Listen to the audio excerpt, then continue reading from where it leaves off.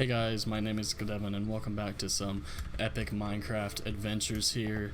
Long story short, I was playing with my friend on a world the other day and he and I got to talking about Redstone, and I came to the conclusion I don't know how many people really know how to make a completely vertical redstone circuit.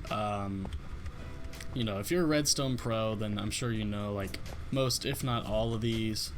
And I'm not a pro by any means, but these are just some very useful circuits that I use in my worlds to get things going. So I decided to share them with you guys.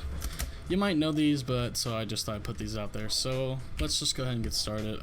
This is just basically, you know, you can see for yourself, these are all very, very simple. It's just sticky piston with a redstone block which powers redstone dust on any block of your choice. This doesn't have to be stone or anything, and then so on and so forth all the way down. So we can go like this, and there you go. It's very fast. This is probably my favorite vertical circuit. Not too expensive, very, very fast, and it just works nicely in my opinion. And you know, it doesn't have to be a lever. Button works great with this as well. So yeah, moving on, we have this one. This one's a bit different, but I think I could say this is a good one if you actually don't have much access to redstone, because you need some redstone for the droppers, and of course you need some for your actual thing. But other than that, this is a pretty cheap circuit redstone wise. Anyway, so the gist is, this can either be a pressure plate, or you could have a button or a lever on here. As long as this block gets powered, then you have these droppers or dispensers, whatever you want to have, and it will basically, you know, drop on the next pressure plate, power that block, etc., etc. So just step on this here,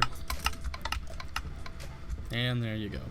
Now what I will say is, I haven't thought about it until now. Every time I've tested it, this thing has worked, but now that I'm thinking about it, I'm looking at like this one, like right on the edge.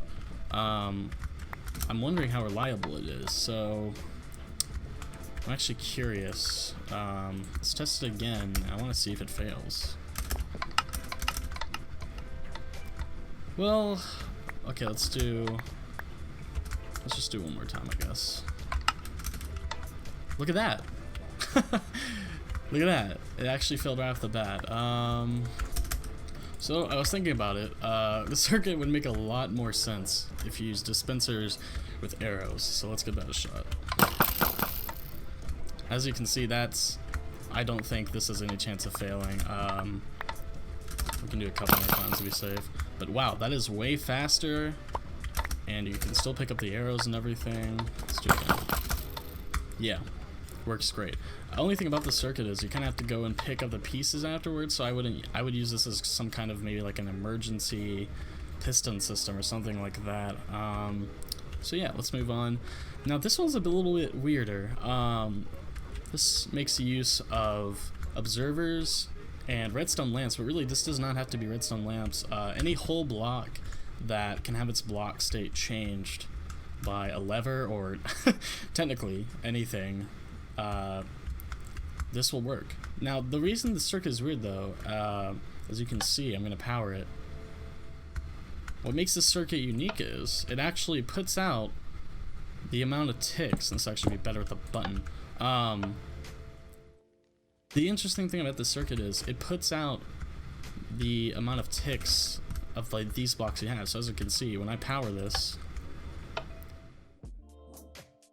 it puts out 4 ticks because the observers notice 4 changes.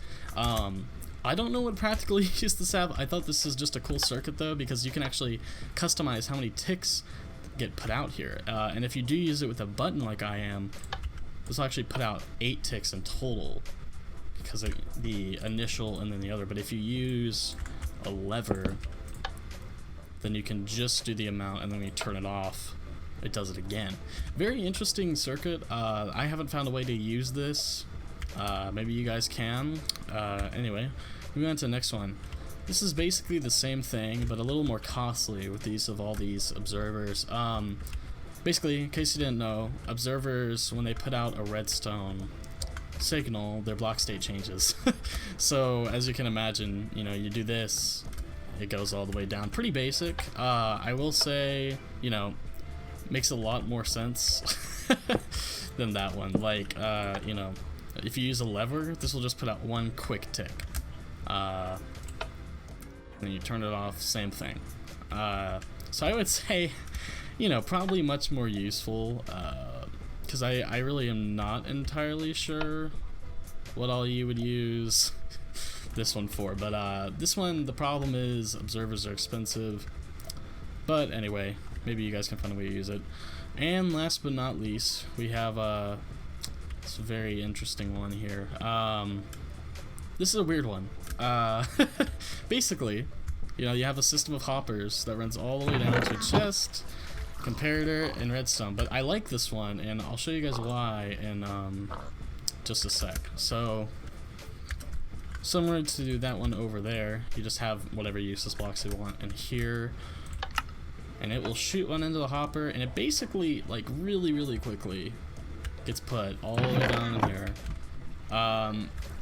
The comparator says, hey, there's something in here, and the redstone repeater makes it so it just gets, you know, powered like that. Now, here's what I really like about the circuit. So, if you take away this repeater, you can actually customize. So, look at this.